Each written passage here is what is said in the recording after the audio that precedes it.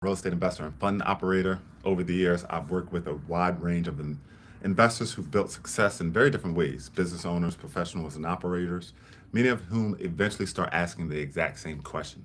Is there a smarter way to deploy capital, especially retirement capital, outside of the stock market? So, on Deployed, I'm not here to pitch. I'm here to understand how successful people think about capital, risk, and long term decisions, and to explore how tools like the self directed IRA can fit into that thinking. Today, I'm joined by Alap Shah. He's a physician investor helping early career doctors understand the options beyond residency. That's a pretty cool niche. How you doing, Alap? I'm doing great, and thank you very much for the warm introduction, Michael. Very nice to Yeah, be here today. awesome, awesome. So, quickly, tell me a little bit more about what you're doing for early physicians. That seems different and new. Yeah. So, in a nutshell, to give where I'm coming from, so I'm a pediatric anesthesiologist, and like many physicians coming out, we have our sights set on, all right, this is our job, this is a career, this is what it's going to be. As we've all seen the news, blogs, there's a lot of tumultuousness, volatility in medicine, including, how our own colleagues are being taken care of and their own long-term prospects. And over the past 10 years, through both Facebook physician community groups and multiple other groups that have spun off, people have started to voice and act on their interests of being able to entertain side gigs or other ways of attaining meaningful revenue outside of the confines of medical reimbursement, which we know is quite problematic in this country. Hmm. With that said, my experience, and I've been out of practice for 10 years, Michael, I've acknowledged and learned that there are several things that physicians would need to learn from the time they finish their training in order to position themselves not just as a great physician, a clinical mastery of their skills, but to be the innovator, investor, the thing that's burning inside them. And I've talked with countless, thousands of people at this point. And a lot of this is sort of in the back burner for them, and they're just yearning and waiting to be able to get out into one of these other revenue streams or a passion hobby or a venture, something to really help diversify what they're doing and help at the end decrease their burnout in medicine. Because at the end of the day, we should be doing what we love doing, as taking care of patients.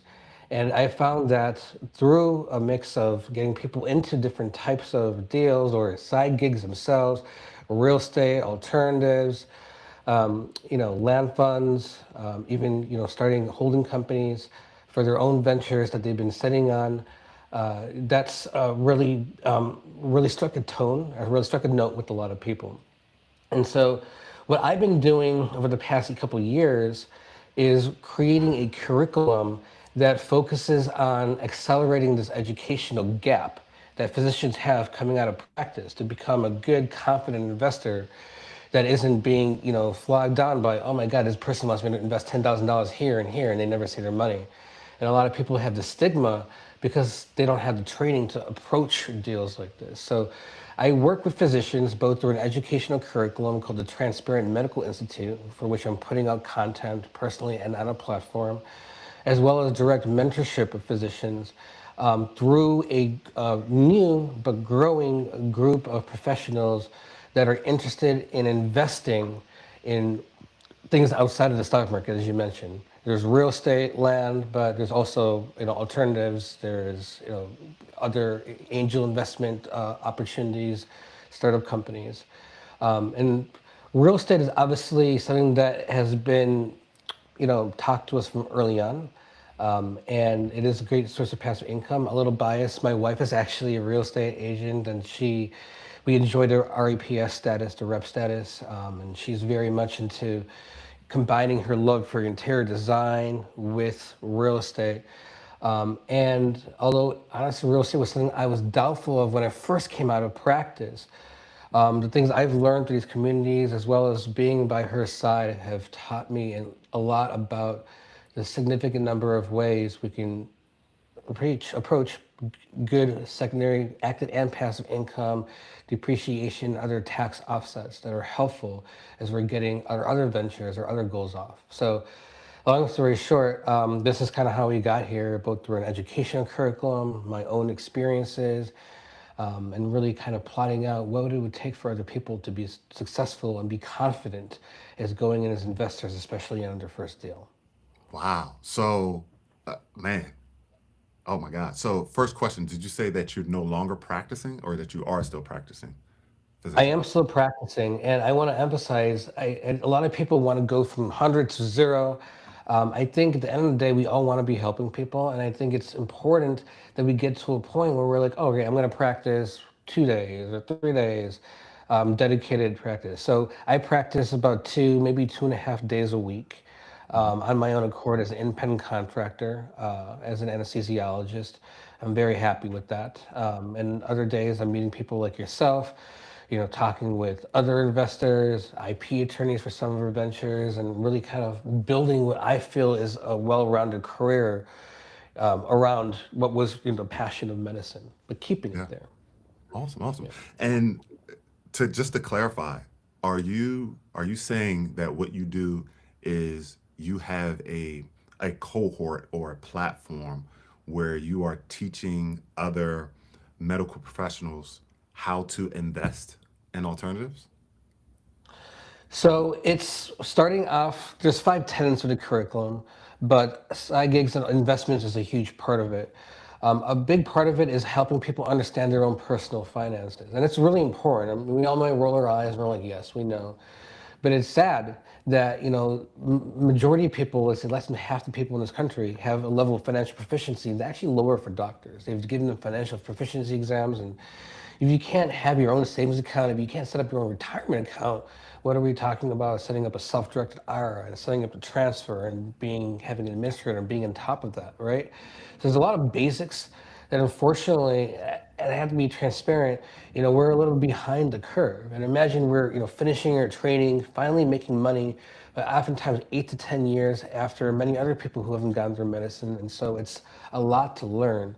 And we don't actually learn that during medical school. And I'm sure you hear that a lot. Like, we don't learn about these things in medical school or residency. Why don't we have a curriculum about this? That's a pain point that has empowered me to create this curriculum based on my own experiences too. So, I think the importance is personal finance is the first part. Again, this is a 5-year curriculum, but then we help people understand the finances of their practice, and then understand how regulatory financial matters, affect their own specialties. And then fourth and fifth is then focusing on investments outside of the stock market, looking at real estate, helping people engage in side gigs, helping people start and incorporate if they want to create their own corporation in medicine or not. And really these things that are a little more advanced, but we are very well positioned to do it. We just need to pull the right levers, and not be honestly just bogged down by the traditional mindset of medicine. A lot of Yeah. people are like, why are you doing all this? You're a physician. Why don't you just do your job, see more patients? And it's not about that. I want Mm, to take the best care of the patients that I am right now. All right. yeah. But that doesn't mean doing more, because we noticed healthcare system is a race to the bottom, lowering reimbursements. You got to see more patients. I want to focus on their outcomes. I don't focus on my own wealth, my own health. And honestly, health is related to your financial health. We hear about that all the time. So, Michael, that's why I'm taking this approach. I think it'd be hard sell to someone, unless someone has the experience coming out of practice day one, to be like, hey, let's get into this deal together. Yeah. But you're inculcating a mindset, and you're accelerating that mindset for what could be 5, 10 years. You're doing it a couple of years where they get comfortable. They're like, all right, I'm willing to put, X amount of money into this deal. Yeah. Yeah. Getting to that point is very important. That's interesting. So, why do you think that is that the medical space or the physician space, or those that practice, why do you think that they um, lack the financial literacy as opposed Well, to others? so first of it is, delayed gratification is what we're told, right? So we come out and we're like, okay, well, continue to put loans in, continue to go through school, and this set track that is made for us, right? We don't have a choice. We have a tuition bill. This is our medical school. We have to pay it. We don't actually be like, all right, well, what are we actually getting for our education, right? But The thing there is I don't have any quality about education. You know, the amount of medical information that's out there is basically doubling like every like few months now. It's insane. And that's the problem is that we have such limited time to learn a lot of medicine, right? So there can't be time, and sometimes they will lower the prioritization. For example, if a professor or graduate wants to come and talk about finances. So what does their exposure become? It becomes a last year of residency training when someone from like Northwestern Mutual or another financial firm comes to us and they're like, hey, let's work with you as an advisor. Hey, well, let's earn your business over the year. Guess what? You know, if you invest your assets with us for a small fee of 2% of your assets, we'll have this, and you can just focus on taking care of your patients. And that's how it's sold to us right now. Still, right? That's exactly how it's sold to us. And so people come out of a mindset that, all right, well, A, someone else can manage my money. B, oh wow, first attending paycheck. This is great. Let me just go ahead and just put it all towards my loans, or let me just go splurge, both of which may not be the right idea. So there's no real good financial footing. And the first few steps you make right after training are extremely important. Because once you get into a pattern, it's hard to break that pattern. So. Mm. Wow, interesting. And then how many physicians are you working with right now, or how many people in the practice space are you working with? So, to the AS Angels, which is my firm that I'm creating, this I actually just put into force about a few weeks ago. However, the community that we're building is actually a group of about 240 physicians, which themselves, it's a WhatsApp group where we're all literally texting each other every single day, every couple hours is a text. And we have it broken down into real estate, venture capital, passion projects, taxes, and it's a big group of interactive individuals. But our focus right now has been a lot more on, like, for example, tax savings or venture capital, like companies that are well established. There are some deals regarding real estate. We have actually a couple, for example, assisted living facility in Silicon Valley, a hotel chain that's really in Google's backyard, for example. But it's limited compared to the number of deals or options when we're talking about venture companies or analysts or the other commodities and even crypto that people are talking about. And I want to increase the chatter. I want to increase discussion and discourse over things like real estate. Obviously, my bias having been in it, and a little bit, I forgot to mention, like my wife really does the management. We have two properties in LA, and we get to actually see the amount of work that it takes when we're actively managing, when we're serving as landlord and property manager. And how do we take that and and encourage people to, hey, if you're in a good place where you have time, you have someone who's got time to dedicate and have the rep status, they can manage it, or fine, don't. Like it's very difficult, it takes a lot of time. Well, then there's different funds, and like for example, the ones that you may be representing, or land deals, or other things that you can do, where you can really diversify that income. Yeah, Um, yeah. Well, and so, yeah, yes, sir. go ahead. I'm sorry. As like this discussion then led me to go back to LinkedIn because remember I'm focusing on a physician focus forum. I then went to LinkedIn and honestly, Michael, like literally about a year ago, I made one small change to my LinkedIn profile. I took instead of saying, physician anesthesiologist or clinical assistant professor at the time I was in academia, I literally just changed it to investor and then a physician investor in the first part of my tag. And that honestly opened up an entire world. Literally, most meetings, including yourself, I feel have come from that. Like the connections that I'm meeting and forging have come from the fact that, hey, there's a lot of people that are really interested in not in investing, but getting physicians to the table, understanding that, we come out, we've got capital, we want to be strategic about it. And people like me that are like, yes, yes, I want to do it, and I want to get other people to the table too. So that's what LinkedIn has been for me, and connect with people like yourself. I connected with the orthopedic surgeon, Dr. Kurt Campbell, Illinois, who just closed on his first deal. You should look him up on LinkedIn. It's great. I mean, just very inspirational individuals, and I want to help push them forward and create this ecosystem that's very similar to what you're doing. So. Oh man, I think that we have finally met each other. I think it will be a great blend. We'll talk about it more offline, Sure. but yeah, I think you and I will be a match made in heaven. So I'm pretty excited. That'd be great. Wow. So thanks for sharing that, man. I'm pretty excited. So I want to switch gears a little bit, and I want to tell me about what your path to success has looked like? How did that happen? Path to success is failure, failure. It is. Yeah. And even with this curriculum, I'm telling people, I'm being like, look, you're going to have to learn a lot of stuff by yourself. And I want people to get comfortable getting the street smarts. You've done the book smarts, you've done the clinical smarts. Now it's literally, like learning on a job. And that's DIY is portion of it. So really kind of getting out, like I said, I came out, you know, having a clinical mindset. I'm like, I want to come to California. That was a pipe dream, right? I want to live in California. I grew up in Michigan, all these little places. Fine, I made it. And then it's not enough, like I said, to just have your mind set on like, all right, I'm just gonna be a clinical master and let all the money follow and nothing else matters. It's not unfortunately true anymore. So really understanding that is a tough pill to swallow. That first year though was very important because instead of just going straight into a W-2 job, which I could have, I learned about what it's like to incorporate and basically create your own business. And I think that's really important because it's a thing that really stops people.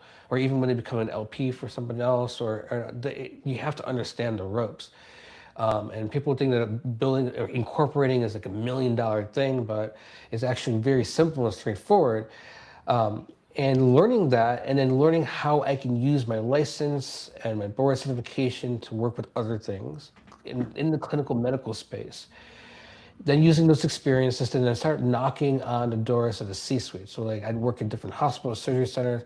I knock on their doors and be like, hey, I want to propose this project for you to improve the care of patients.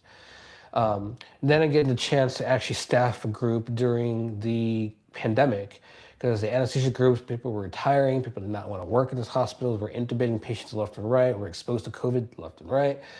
And so we actually get to staff a couple of underserved not rural, but underserved community hospitals, Medicare, Medi-Cal heavy hospitals, East LA, which then allowed me to learn basically an entire field of knowledge regarding the administrative side of medicine, reimbursements, requests for proposals, and actually learn about how to manage the profit loss spreadsheets. And this, honestly, that was really the thing that catapulted me into, look at all these other businesses and profit margins and COGS and all these different things. I started looking at financial spreadsheets of like everything, every company I looked at. And then around that time, I met my wife before that, a few years before, and I was very much against real estate. But again, getting into that, going with her, like she represented, buyers and sellers, literally learning from her, carrying the signs with her, you gotta do it. You gotta put yourself in it, and I think it's very important to learn it every step of the way. I don't want people to be like, all right, pay $3,000 or $5,000 to a black box and have someone do it for you.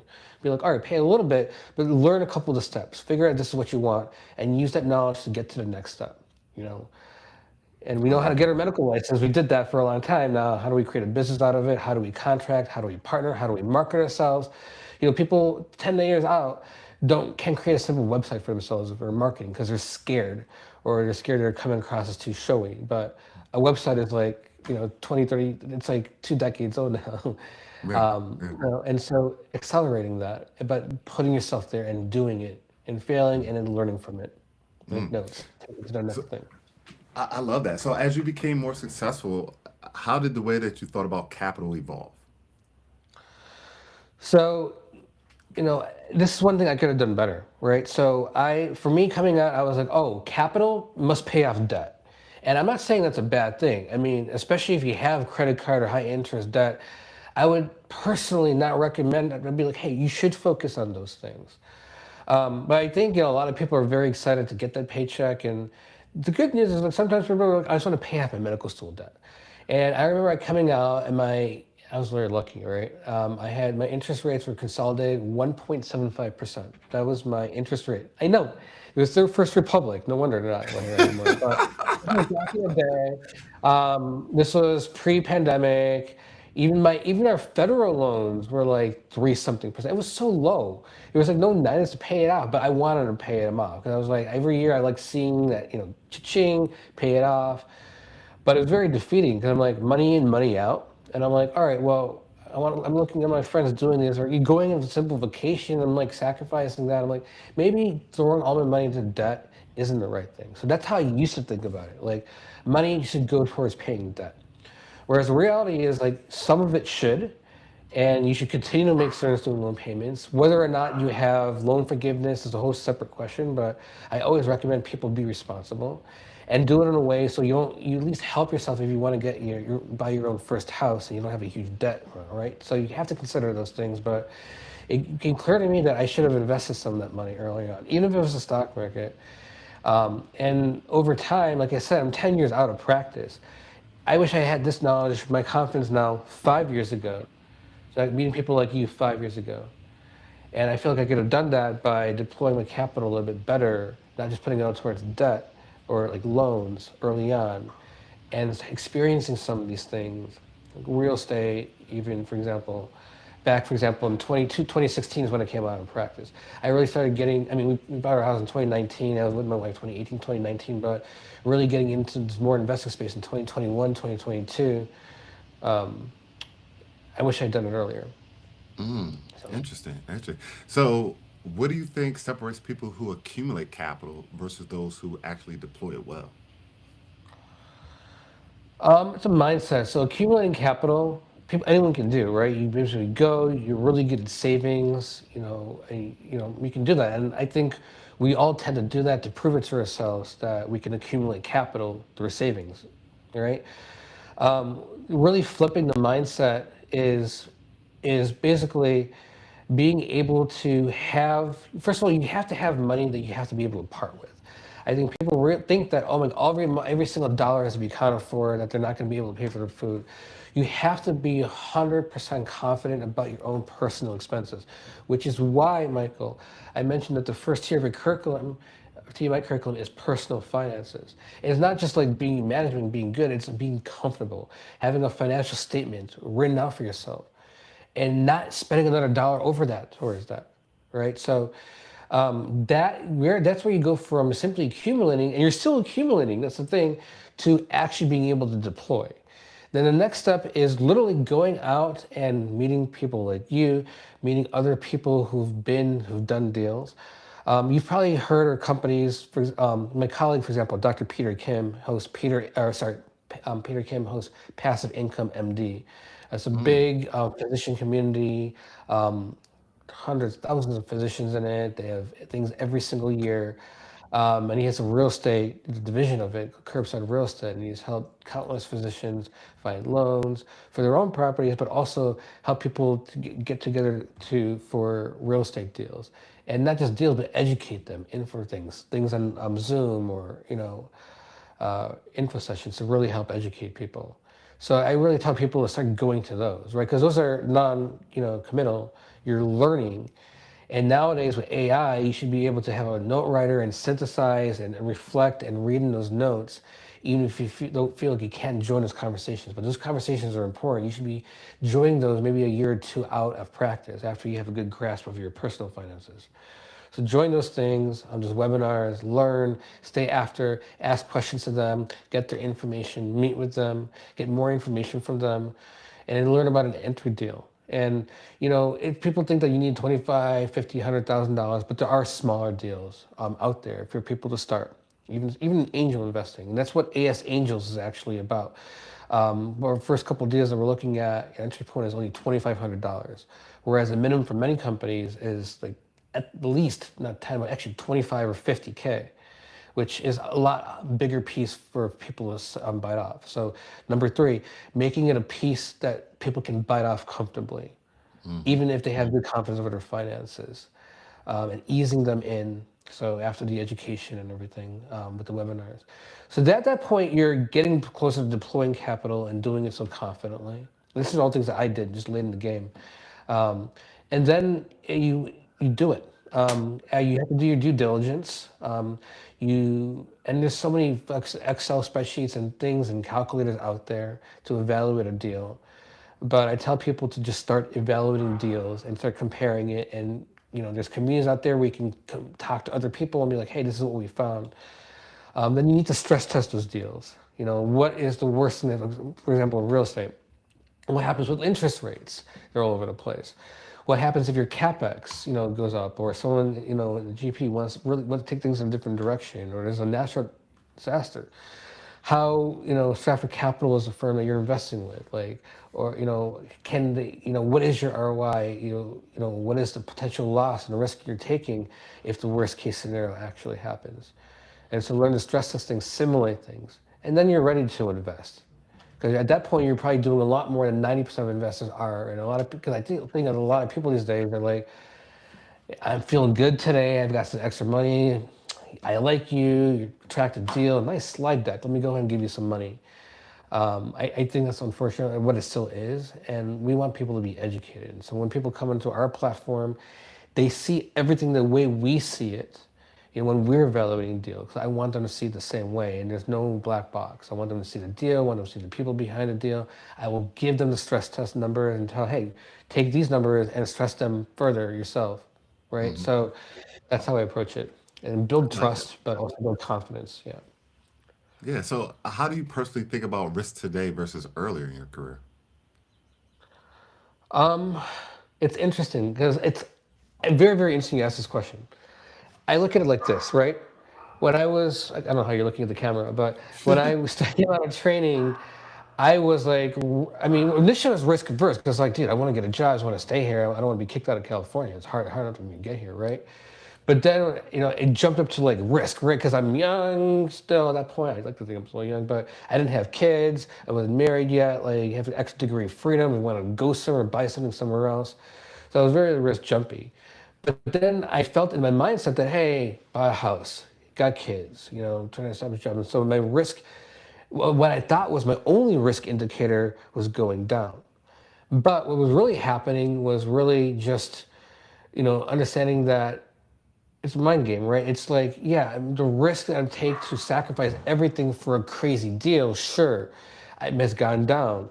But my risk going up, my risk going, my risk tolerance going up is because I feel more confident having seen other people having done these things that I just talked to you about.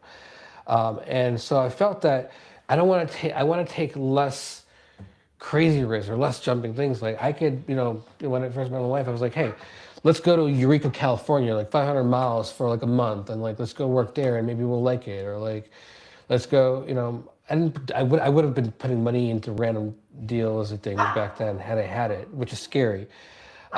But now we're stuck in one place, right? I'm a family. I've got a barking dog. I've got two kids.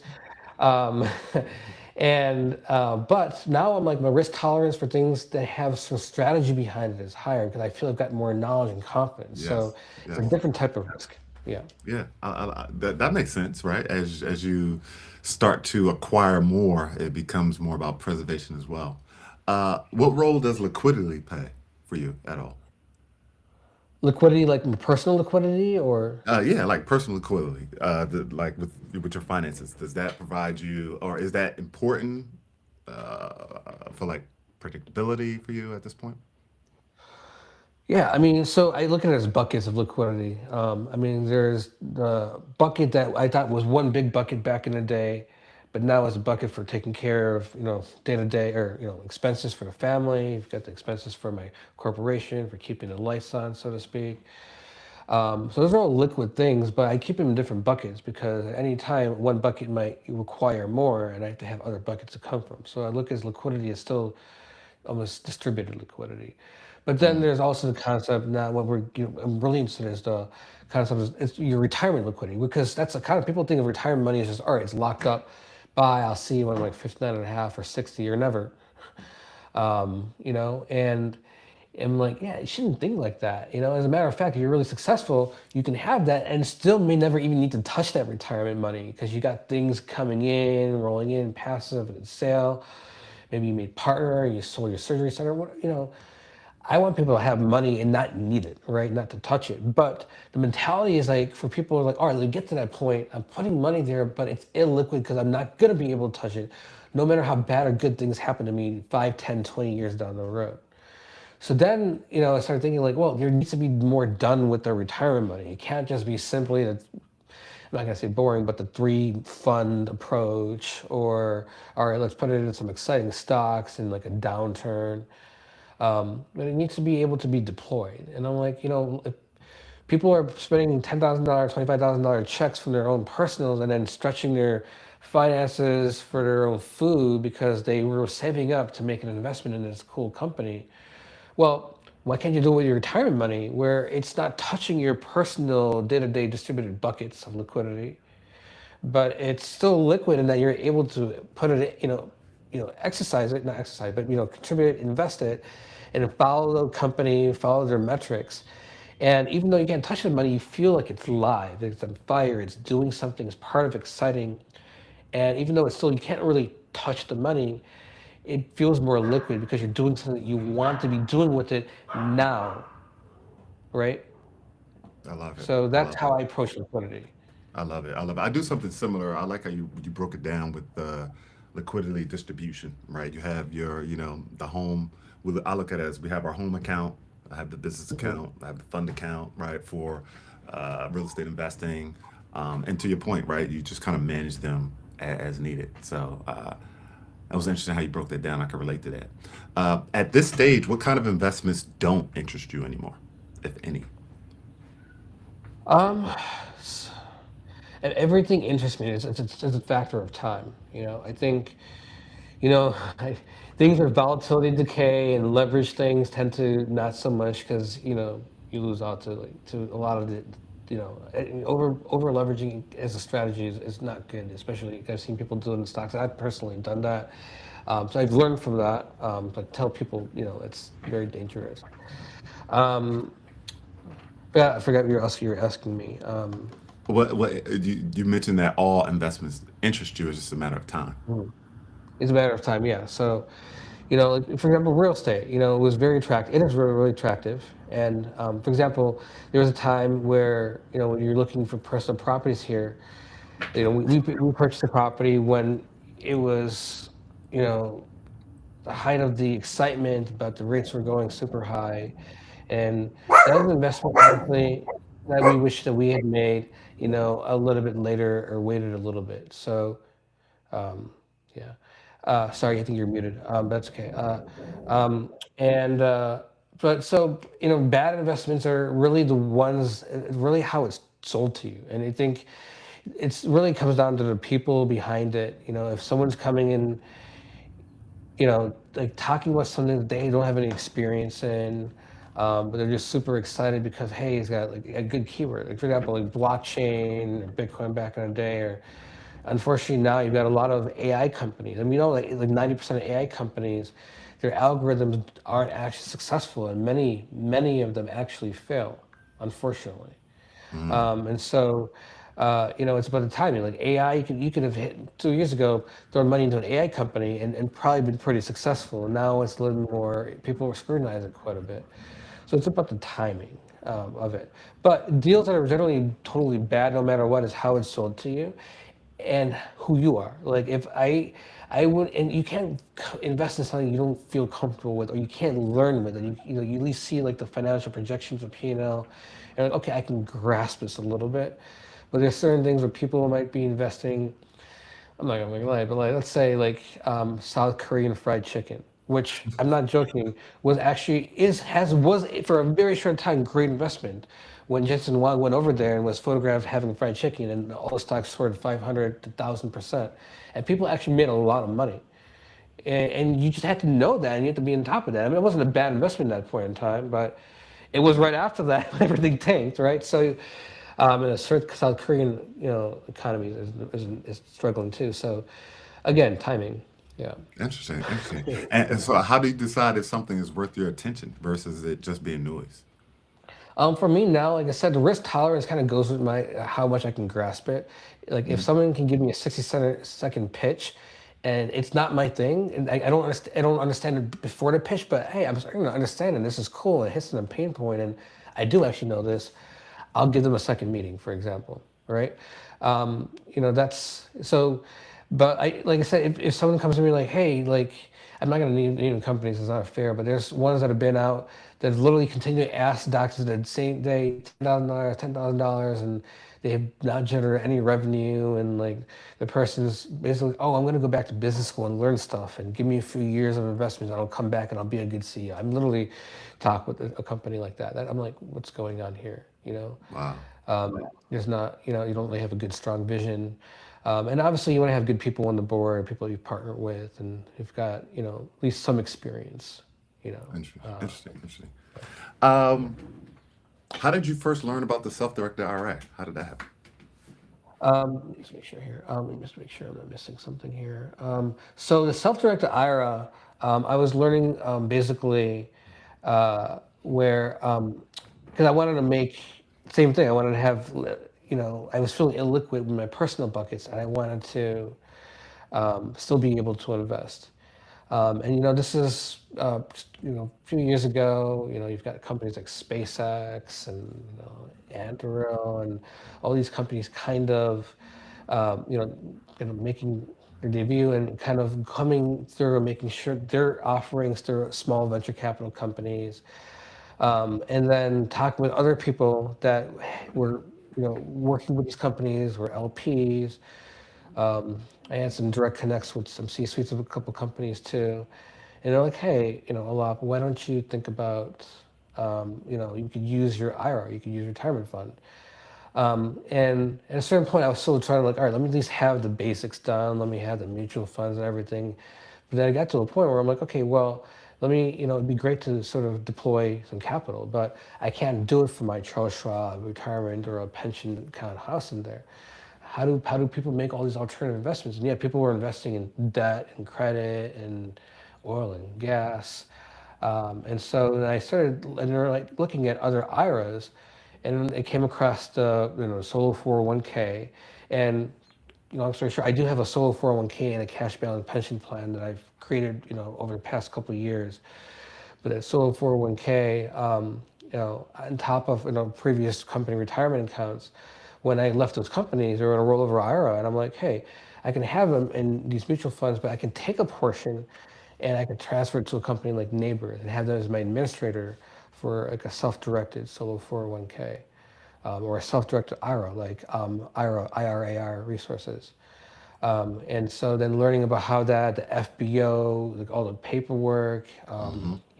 making yourself a beneficiary for the company, having the money sent out, um, potentially having like a gold medallion signature needed, like all these things. I'm like, oh my God, I didn't know you could do this, but you can move money from one thing to a self-directed IRA. Now I feel like I actually have control over this money. I can deploy it in all these companies.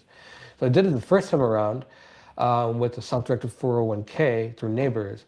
And then for another company, I did it because I had a rollover of IRA from my previous employer. I then used that to go to IRAR as a self-directed IRA. And then I used that to invest in a few companies now. So in between that, I've got a dozen or so just investments just for my retirement accounts that I'm able to play with, follow with, and yeah, it's really exciting. That's awesome. That's awesome. Well, what surprised you most once you understood how it worked? So what surprised me was the fact that I could actually do it. Yeah. That's really what it is. That's what it is. It's like kind of like I don't know. It's how I feel like, for example, when you play a new instrument, you do something new, and you're like kind of scared, you got all this hesitation, and you do it, and you're like, holy crap, this is not that hard at all.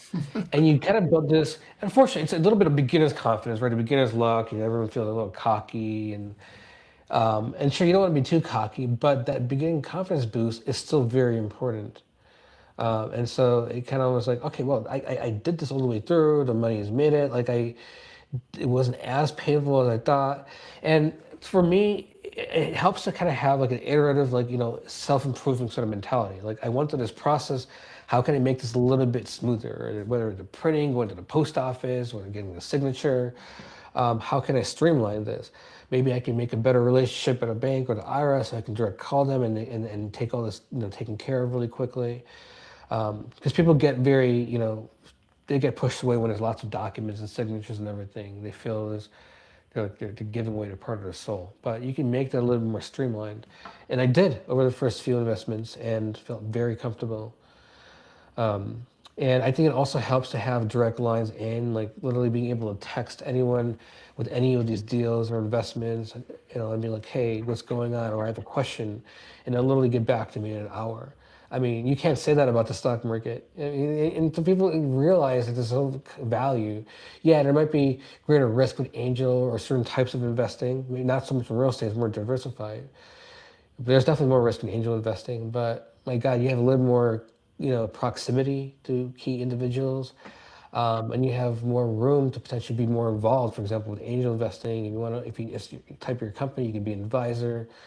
Um, and so helping people understand that they have multiple roles, not as an investor, and doing it this way helps them open up their brain and their heart to other types of deals, including real estate and stuff that is already pretty established, but can also be, real estate, it can take a lot, especially if you're managing your own properties. We all know this.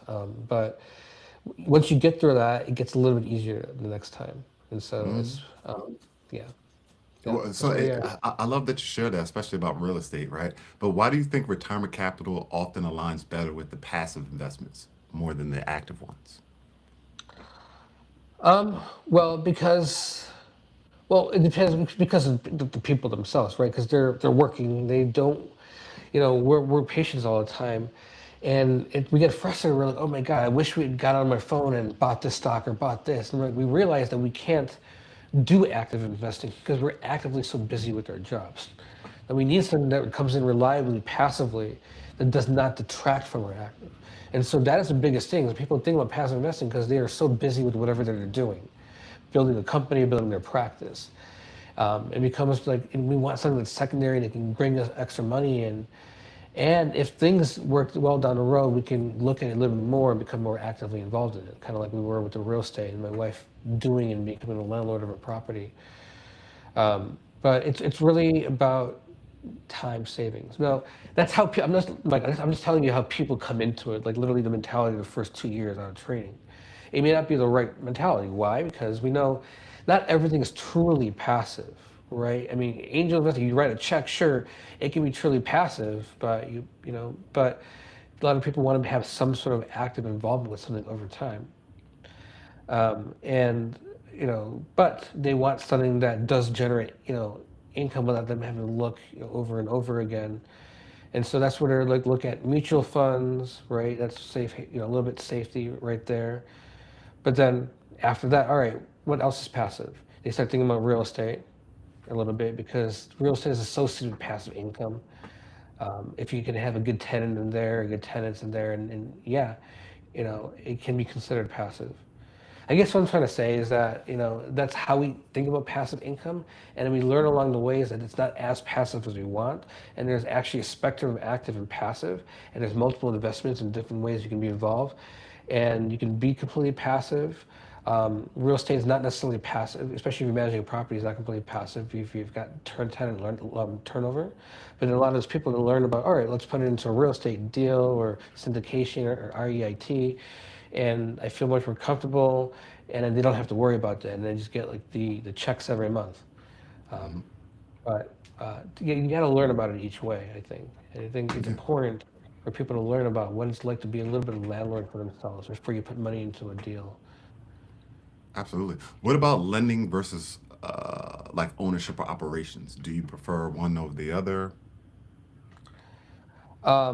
Are you talking about like our firm like being like a lender versus like owner operator of a unit of a project? Absolutely. Yep. So we are really kind of more focused on kind of getting people to invest more in the lending and investing side. We feel more comfortable. I mean, down the road, I'm not never rule it out. Like if we came across, multiple people in our group, we're like, okay, let's actually go in as partners for this property and then actually do something like this ourselves. Um, I don't think we're there yet. I think we feel much more comfortable evaluating deals. You have to also understand a lot of this interest came during the pandemic when real estate became really popular. But then, as we all know very truthfully, there was 21, 22, where a lot of real estate hype kind of like died down. A lot of deals actually went bad. There were a lot of capital calls. A lot of people were really upset. Not everything, but they were there. And so people then realize, okay, we're like, okay, well, imagine if we were owning the property and having to deal with all that stress on top of our day jobs. We'd rather just be investors and learning, and let's use the next year to like learn and evaluate deals. And that was a year or two ago. Now we're looking to invest that money. So Got it. yeah. Got it. That's pretty cool. Thanks for sharing it.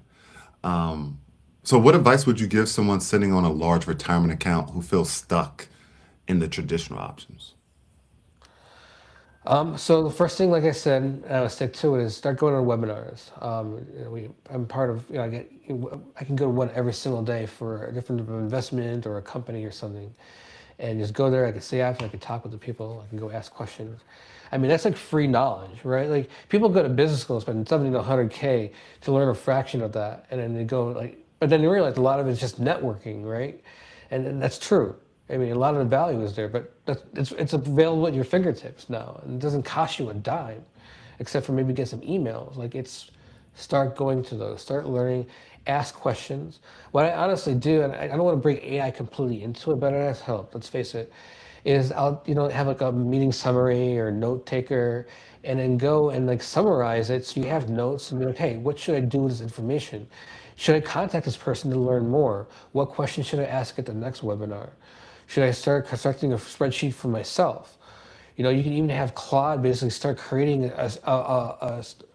a thing like for evaluating a deal. You can give it a deal; it'll stress test it for you. You don't have to do it yourself anymore. Just start doing it, putting it into the system, start evaluating it, using AI to help. Every time you have a question that you think would be like, oh, this is something this question is why I'm so frustrated. I don't want to deal with it. There's other people that can answer this question better, and it's just not my thing. Every time you feel like that, you should be asking the question and closing the gap of knowledge and confidence, and coming out and be like, okay, well now I know this. Let me go to the next step. Hmm. Hmm. Um, Hmm. and in terms of the questions, in terms of the billing, the evaluating, going to the specific deal, and eventually pulling the trigger in the deal. Yeah. Yeah. Alap, this was amazing. Thank you so much for sharing this. I'm so excited you and I met. You and I are going to definitely talk offline. I think Of that course, you and I I look forward to it. can do a lot together. For those of you who are watching live or those of you who are watching the recording, if this conversation resonated with you, share it with someone who's built success and is now thinking more intentionally about how to deploy their capital. And if you're curious about how the self-directed IRA can be used for passive real estate backed lending, you'll find some resources in the description. Thanks again for listening to Deployed. A lot. Thanks again for joining us. Thank you, Michael. Thanks for having me.